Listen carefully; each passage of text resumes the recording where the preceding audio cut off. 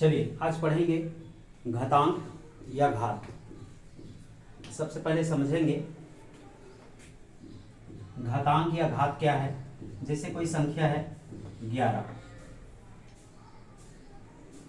और इसके ऊपर क्या लगा है 5, एक घात लगा है 5, तो यहाँ पर संख्या 11 क्या कहलाएगा? आधार कहलाएगा। 11 क्या कहलाएगा? आधार। और 5 संख्या क्या कहलाएगा? घात कहलाएगा या घातांक कहलाएगा। इसको ऐसा भी लिख सकते हैं 11 घात 5 है, मतलब 11 गुणित 11 गुणित 11 गुणित 11 गुणित 11। 5 बार लिखेंगे तो 1 2 3 4 और कितना 5, ऐसा लिख सकते हैं। जैसे एक और संख्या है 5 की घात 4, तो यहाँ पर 5 क्या कहलाएगा? आधार कहलाएगा और 4 क्या कहलाएगा? घात कहलाएगा। 5 क्या है? आधार, 4 कहलाएगा आपका घात या घातांक। इसको लिख सकते हैं 5 गुणित 5 गुणित 5 गुणित 5, कितना टाइम्स? 4 बार। 5 घात 4 है तो 4 बार लिखेंगे 1 2 3 4। यहाँ 5 उसका आधार है और 4 क्या है? उसका घात है। घातांक संबंधी कुछ नियम के बारे में जानेंगे। घातांकी गुणनफल, जैसे यहाँ पर दिया है a की घात n गुणा a की घात n, a की घात n गुणा a की घात n। गुणनफल में रहता है तो क्या होता है?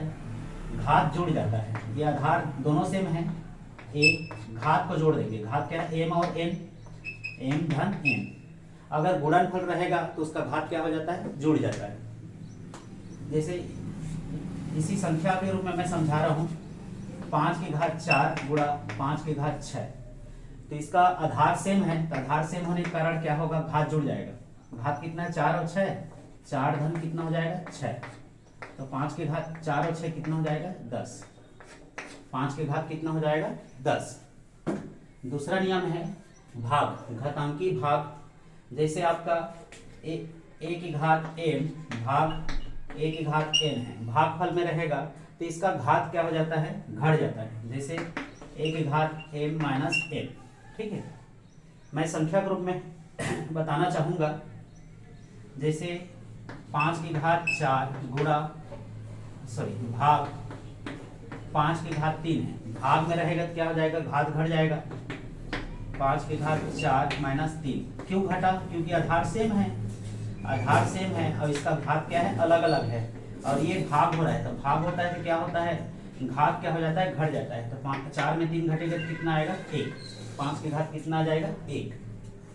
घातांकी घात, घातों के घात रहेगा। जैसे a की घात m है और इसका घात n है, तो इस घात का गुणा हो जाएगा इसमें, n के गुणा m में mn हो जाएगा। जैसे आपका यहाँ समझा रहा हूँ a की घात m घात n है, तो घात का गुणा हो जाता है, एक घात m इंटू n। इसी को संख्या के रूप में लेंगे। जैसे 11 की घात 5 की घात 3 है, तो 3 के गुणा 5 में हो जाएगा। 11 गुणित 5 किया कितना हो जाएगा? 15। तो 11 घात कितना हो जाएगा? 15। गुणनफल की घात, गुणनफल की घात को समझाऊंगा।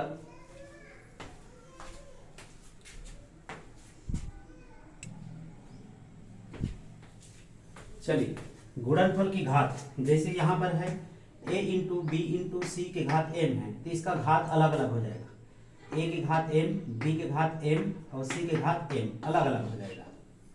ठीक है, संख्या के रूप में लेंगे। जैसे 2 का घात 2 गुणित 3 गुणित 4 है, इसका घात कितना है? 3 है, तो इसको क्या लिख सकते हैं? 2 के घात भी 3 लिखेंगे गुणा 3 के घात भी 3 लिखेंगे गुणा 4 के घात भी 3 लिखेंगे।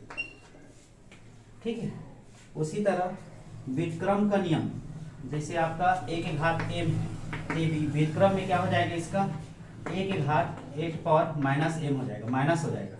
a प्लस है, नीचे में आएगा क्या हो जाएगा? माइनस। जैसे 2 के घात 3 है, इसको लिख सकते हैं 1/2 घात माइनस 3।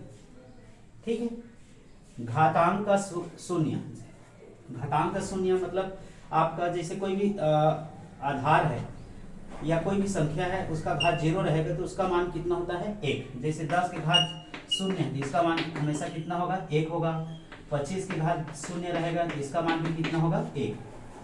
कड़ी को समझा रहे हैं, ये आपका कड़ी को ऐसा दर्शाते हैं, इसको ऐसा लिख सकते हैं। जैसे आपका 2, करनी में 2 है तो इसको लिख सकते हैं 2 के घात 1/2। ये रूट को लिख सकते हैं 1/2 के रूप में। जैसे आपका 3, करनी में 3 है और चलिए इसको कैसे लिख सकते हैं 8, ये 3 है तो इसको 1/3 लिख सकते हैं। जैसे करनी में 4 है तो इसको क्या लिख सकते हैं 5, 4 को लिख सकते हैं 1/4। जैसे और करनी में कितना है 9 है और यहाँ 10 है तो इसको क्या लिख सकते हैं 10 के घात कितना 1/9। ये आपका करनी है। करनी को इस तरह से हम लिख सकते हैं। एक बार पुनः देखिए, घातांकी गुणनफल में a के घात m a के घात n है, इसमें आधार सेम है और गुणा है तो घात जुड़ जाएगा m + n हो जाएगा। घातांकी भागफल में अगर आधार सेम है भाग हो रहा है तो घात घट जाएगा m - n हो जाएगा। ठीक है, घात की घात a की घात m × n है तो घात आपस में क्या हो जाता है गुणा हो जाता है। m का गुणा n में m × क्या हो जाएगा n। गुणनफल की घात जैसे a के घात a b c के घात m है तो सभी घात अलग अलग हो जाएगा। a के घात m होगा, b के घात m होगा, c के घात b क्या होगा m। व्युत्क्रम का नियम में क्या होगा a के घात m है तो इसको लिख सकते हैं 1/a के घात -m। घातांक का शून्य, कोई भी संख्या के घात शून्य रहेगा तो उसका मान हमेशा कितना आता है 1। करनी को इस तरह से लिख सकते हैं, जैसे आपका 3 है करनी में और यहाँ 9 है तो इसको लिख सकते हैं 9 1/3। ठीक है, या करनी में 2 है 5 है और 8, इसको लिख सकते हैं 8 के पावर 1/5। ठीक है, इस तरह से हम लिख सकते हैं। ये तो हुआ घातांक का एक सिंपल से नियम। एक बार नोट कर लीजिए, फिर आगे चलते हैं।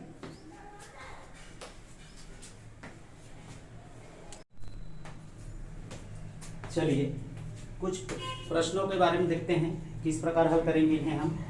पहला प्रश्न है 2 के घात 6x धन 3 बराबर 8। इस प्रश्न को कैसे हल करेंगे चलिए यहाँ पर देखते हैं। पहला प्रश्न दिया है 2 की पावर 6x धन 3 बराबर क्या है 8। इसको कैसे हल कर सकते हैं चलिए देखते हैं। इसको भी घात के रूप में लाने का प्रयास करो। 6x धन 3 प्रयास कैसे करना है, इसका आधार कितना है ध्यान रखना है। आधार में कितना है 2 तो उसी के फॉर्म में तोड़ने की कोशिश करेंगे। 8 को लिख सकते हैं 2 की पावर 3। 2 की पावर 3 मतलब 2 × 2 × 2, 2 दूनी 4, 4 दूनी 8। 8 को लिख सकते हैं 2 की पावर 3। अब इसका आधार 2 है, इसका आधार 2 है तो सेम है तो लिखने की जरूरत नहीं है। यहाँ पर कितना है 6x + 3 बराबर यहाँ कितना है 3। पक्षांतर कर दो 6x, ये धन 3 है तो उधर जाएगा तो -3, 3 - 3 हो जाएगा। यहाँ 3 है 3, ये प्लस है तो इधर आएगा तो क्या हो जाएगा -3 में 3 घटेगा 0। 6x बराबर क्या है 0, तो x का मान निकालेंगे 6 नीचे में जाएगा, x बराबर 0 बटे कितना हो जाएगा 6। अर्थात किसी भी संख्या में 6 का भाग देते हैं, शून्य में किसी भी संख्या का भाग देते हैं तो उसका मान कितना होता है 0। ठीक है, चलिए दूसरा प्रश्न की ओर देखते हैं। दूसरा प्रश्न को कैसे हल करेंगे। पहला प्रश्न समझ में आ गया होगा, क्या दिया है 2 के पावर 6x धन 3 बराबर 8। 2 के पावर 6x धन 3, यहाँ पर 8 को लिख सकते हैं 2 के पावर 3, आधार सेम है दोनों तरफ का तो लिख सकते हैं 6x धन 3 बराबर कितना है 3। 3 में 3 घटेगा, ये 3 इधर जाएगा -3 हो जाएगा। 6x अच्छा x, 3 में 3 घटेगा 0। 6 में 0 में 6 का भाग होगा तो कितना आएगा 0। इस तरह इसका मान कितना आ गया, x का मान कितना आ गया 0। नोट कर सकते हैं। दूसरा प्रश्न की ओर चलते हैं। दूसरा प्रश्न क्या दिया है आपके 2 के पावर 2x + 6 इंटू है 2 के पावर x + 3 बराबर कितना है 64।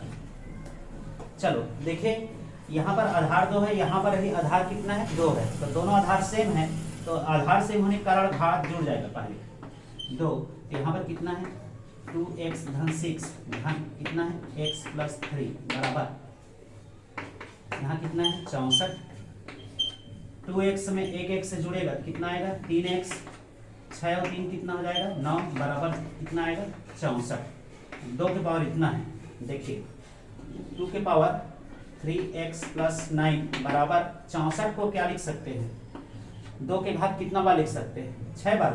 2 दूनी 4, 4 दूनी 8, 8 दूनी 16, 16 दूनी 32, 32 दूनी 64। ठीक, 2 के घात कितना लिख सकते हैं 6, इसका आधार 2 और 2 सेम है तो यहाँ पर कितना आएगा 3x + 9 बराबर कितना है 6। पक्षांतर करेंगे 3x बराबर +6 है इधर आएगा, यहाँ पर +9 है तो इधर आएगा तो -9। तो 3x बराबर 6 में -9 घटेगा कितना आएगा, -3 आएगा। बड़ा संख्या माइनस में तो बड़ा संख्या जैसा रहता है उसी फॉर्म में लिखते हैं। 3 और 3 कट जाएगा तो x बराबर यहाँ पर कटा कितना बचा है, -1। इस तरह x का वैल्यू कितना आ गया, -1। समझ में आ गया होगा। सबसे पहले क्या किए हैं, दोनों का आधार सेम है तो आधार को एक ही फॉर्म में बदले हैं और घात को जोड़ दिए। घात को जोड़े 64 है 64, 2x और 1x से जुड़ेगा 3x हो जाएगा, 6 और 3 जुड़ेगा कितना हो जाएगा, 9। अब इसको क्या लिख सकते हैं, 64 को 2 के घात कितना 6, तो आधार सेम है तो कट जाएगा 3x + 9 बराबर 6, उधर जाएगा +9 तो -9 हो जाएगा। 3x 6 में 9 घटेगा तो -3 हो जाएगा, 3 में 3 भाग होगा तो कितना आएगा, -1। इस तरह इसका आंसर कितना आएगा, -1।